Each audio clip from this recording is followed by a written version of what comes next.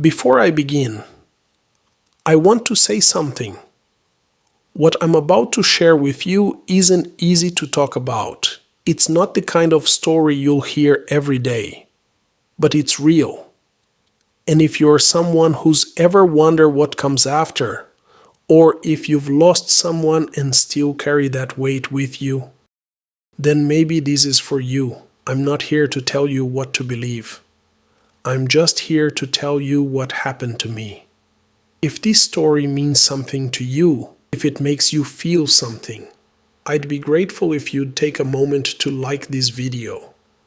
And if you think someone else might need to hear it, someone who's struggling or grieving or afraid, please share it with them. I don't do this often. I don't ask for much. But stories like this, they're meant to be passed on. So if you'd like to stay for more quiet truths like this one, go ahead and subscribe. I won't waste your time. I'll just tell you what I know. My name is Donald. I'm 81 years old, and 4 years ago, I died for 4 minutes. I don't say that to sound dramatic. I say it because it's true. My heart stopped in a hospital room on a Thursday morning in March, and for 4 minutes, I wasn't here anymore. When I came back, the doctor said I was lucky. My daughter cried, my son held my hand and didn't let go for an hour. But no one asked me what I saw, and I didn't know how to tell them. I still don't, really. But I'm running out of time to stay quiet about it. So I'm going to try. I wasn't supposed to be in the hospital that day. I'd been feeling fine, a little tired maybe, a little short of breath when I took the stairs. But I'm 81. Everyone feels that way. My daughter insisted I go in. She'd been after me for weeks. Dad, just get it checked. Please. I went to make her stop worrying. They ran tests, put me in a bed, hooked me up to machines that beeped every few seconds. I remember lying there, staring at the ceiling, thinking about all the things I still needed to do at home. The fence that needed fixing. The shed I'd been meaning to clean out for 3 years. I remember thinking, I don't have time for this. And then my chest tightened. It didn't hurt the way you'd think. It just felt heavy, like someone had placed a stone on my ribs and kept adding more. I tried to sit up. I couldn't. The nurse came in, then another, then a doctor I'd never seen before. Everything got loud and then very, very quiet. And then I wasn't in the room anymore. I don't know how to describe what happened next. It wasn't like falling asleep. It wasn't like closing your eyes and drifting off. It was like stepping out of something. Like taking off a coat you'd been wearing your whole life and suddenly realizing how heavy it was. I could still see the room. I could see the doctors working on my body. I could see my chest rising and falling because they were making it rise and fall. But I wasn't in it anymore. I was standing by the window, and I wasn't alone. There was a presence next to me. I didn't see a face. I didn't hear a voice. But I knew who it was. It was my wife, Margaret.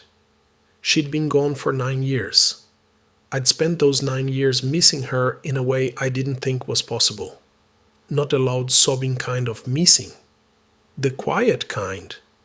The kind that sits in your chest every morning when you wake up and realize she's still not there. I used to talk to her sometimes, out loud, in the kitchen mostly.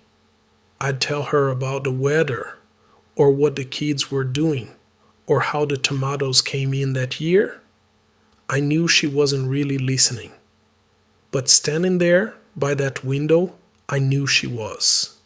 She didn't say anything. She didn't need to. But I felt something I hadn't felt in 9 years. I felt like I was home. I don't know how long we stood there. Time didn't work the same way. It felt like hours. It felt like seconds. And then I heard something. A sound, faint at first, then louder, beeping. The machines. My chest rose on its own this time, and Margaret was gone. I opened my eyes and I was back in my body, back in the bed, back in the room with the fluorescent lights and the smell of antiseptic and my daughter's face hovering over mine, streaked with tears. "Dad," she whispered. "Dad, you're okay. You're okay." But I wasn't sure I was, because I'd just been somewhere else, and I wanted to go back. They kept me in the hospital for 5 more days. Everyone was so relieved, so grateful. My son drove 3 hours to see me. My grandkids made me cards with crayons and glitter. One of them wrote, "We love you, Grandpa. Don't die." I smiled. I hugged them. I said all the right things. But inside, I felt strange, not sad, not scared, just different, like I'd been let in on a secret I wasn't supposed to know yet. When I got home, everything looked the same. The house, the furniture, the coffee mug I always used. But it didn't feel the same. I kept thinking about that moment, standing by the window, Margaret next to me. I kept thinking about how peaceful it was, how quiet, how easy. And I realized something I'd never let myself think before. I wasn't afraid of dying anymore. I'd been afraid my whole life, not in an obvious way. I didn't walk around thinking about it, but it was always there, in the back of my mind. This low hum of dread. What would it feel like? Would it hurt? Would I be alone? But now I knew. It didn't hurt, and I wasn't alone. Margaret and I were married for 43 years. We met when I was 22. She was 20. I was working at a lumber yard, and she came in one day looking for paint. I helped her pick a color. We talked for 20 minutes.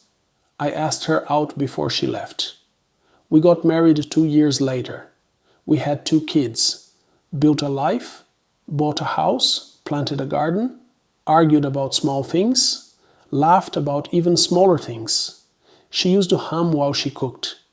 I can still hear it if I try hard enough. She died on a Sunday morning in May. Stroke, fast, painless, they said. I wasn't there when it happened. I was at the hardware store, picking up something I don't even remember now. By the time I got to the hospital, she was already gone. I never got to say goodbye. For 9 years, I carried that with me. The fact that I wasn't there. The fact that she died alone. I told myself it didn't matter. That she wouldn't have known. That it happened too fast for her to be scared. But I still felt like I'd fail her. Like I'd broken some unspoken promise we'd made to each other a long time ago. I'd lie awake at night and think about it. Wonder if she called for me. Wonder if she was afraid. And I hated that I'd never know. But standing there by that window, I knew. She wasn't afraid. She wasn't alone. And neither was I. I didn't tell anyone what I saw. Not my kids, not my doctor, not the priest who came to visit me in the hospital. I thought about it. I opened my mouth a few times, but the words never came out. How do you explain something like that? How do you tell someone you saw your dead wife and felt more at peace than you have in almost a decade? They'd think I was confused, or medicated, or losing my mind. So I kept it to myself. But it changed me. Not in a big, obvious way. I didn't become a different person overnight. But small things shifted. I stopped worrying so much. About a fence, about a shed, about all the things I thought I needed to finish before I ran out of time.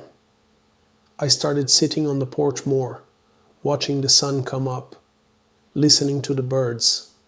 I started calling my kids more often, not because I had something to say, just to hear their voices. I started letting go of things I'd been holding on to for no good reason. Old grudges, old regrets, old versions of myself I didn't need to be anymore. Because I realized something. I'm not afraid of what's coming. I'm just sad I didn't figure that out sooner. I think about Margaret every day. I think about the life we had, the life we didn't get to finish. I think about all the things I wish I'd said to her when I had the chance. But I don't feel the same weight anymore, because I know now she's waiting. And when my time comes, really comes, I won't be stepping into the dark. I'll be stepping into the light, and she'll be there. I don't know why I was brought back. Maybe there was something I still needed to do here. Maybe it wasn't my time yet, or maybe I was just meant to see it, to know it, so I could stop being afraid, so I could spend whatever time I have left living instead of just waiting. I'm 81 years old. I died for 4 minutes, and when I came back, I wasn't the same. Not because I learned some great lesson, but because I saw something I'd been too afraid to believe my whole life. That the people we love don't really leave us. They're just ahead, waiting for us to catch up. If you're still here, thank you for listening. I know this isn't the kind of story people usually tell, but it's mine. And if it means something to you, if it makes you feel a little less afraid, or a little less alone, then maybe that's enough. Take care of yourself and the people you love. You have more time than you think, but not as much as you'd like.